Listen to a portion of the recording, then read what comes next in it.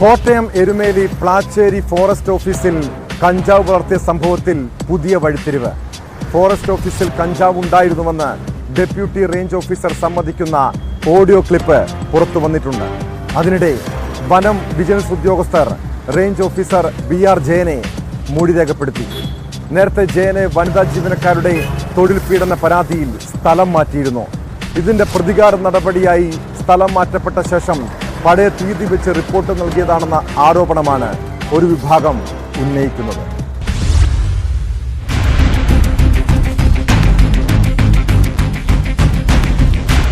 Plachery forest ഓഫീസിൽ കഞ്ചാവ് കൃഷിയുണ്ട് എന്ന വിവാദം പുതിയ തലത്തിലേക്ക് കടക്കുന്നു എന്നുള്ളതാണ് ഏറ്റവും ശ്രദ്ധേയമായിട്ടുള്ളത്.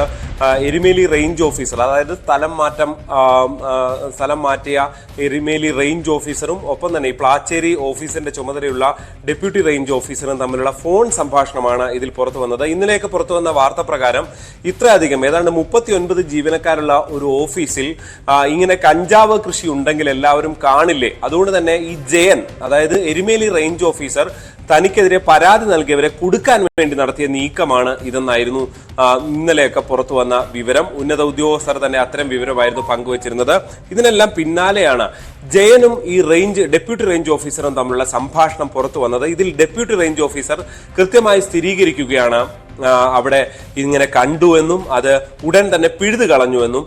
എന്തുകൊണ്ട് പെട്ടെന്ന് നടപടിയെടുത്തില്ല? അയാൾക്കെതിരെ ഈ കഞ്ചാവൊക്കെ വളർത്തുന്ന പ്രകാരം ഗുരുതരമായ കുറ്റകൃത്യമാണ് അയാൾ ചെയ്തത്. അയാൾക്കെതിരെ അത്തരം നടപടി എന്തുകൊണ്ട് എടുത്തില്ല, കേസ് രജിസ്റ്റർ ചെയ്തില്ല എന്ന ചോദ്യത്തിന് ഡെപ്യൂട്ടി റേഞ്ച് ഓഫീസർ കൃത്യമായും മറുപടി നൽകുന്നുമില്ല എന്നുള്ളതാണ് ഏറ്റവും പ്രധാനപ്പെട്ട ഒരു വിവരമായി ഇന്ന് പുറത്തു വന്നത്.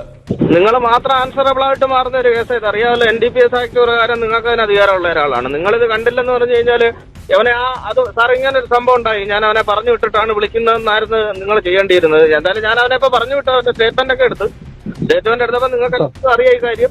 അറിയാൻ ഉദ്ദേശിച്ചത് കൃഷി അറിയാവുന്നല്ല, നിങ്ങൾ എല്ലാവരോടും ചേർന്ന് അത് പിഴുതു കളഞ്ഞെന്ന് നോക്കുകയാണ്. ഞാൻ അങ്ങോട്ട് അതിനാണ് ഞാൻ പോകാൻ പറഞ്ഞത്. രണ്ടും രണ്ട് കേസാണ്. ഞാൻ ഇന്ന് രണ്ട് കാര്യങ്ങൾ പറഞ്ഞു, രണ്ടും രണ്ട് സംഭവങ്ങളാണ്. ഇത് നല്ലതല്ല.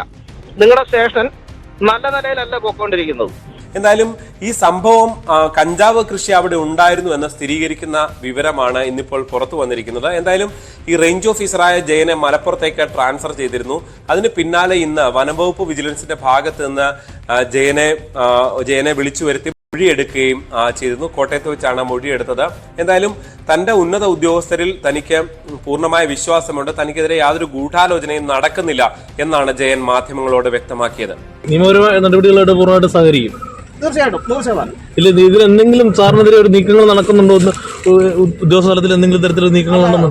പിന്നെ എന്തായാലും ഗൂഢാലോചനയുണ്ടോ? ഉദ്യോഗസ്ഥ തലത്തിലൊന്നും ഗൂഢാലോചന ഉണ്ടെന്നൊന്നും ഞാൻ പറയത്തില്ല. എന്റെ മേലുദ്യോഗസ്ഥരെ എനിക്ക് വിശ്വാസമുണ്ട്. അന്വേഷണം നല്ല രീതിയിൽ തന്നെ നടത്തും. ഒരു കുഴപ്പം. എന്തായാലും വനം വകുപ്പിനാകെ നാണക്കേടുണ്ടായ ഒരു സംഭവമാണ്. ഇതിൽ പോലീസ് കേസ് അടക്കം രജിസ്റ്റർ ചെയ്തിട്ടുണ്ട്.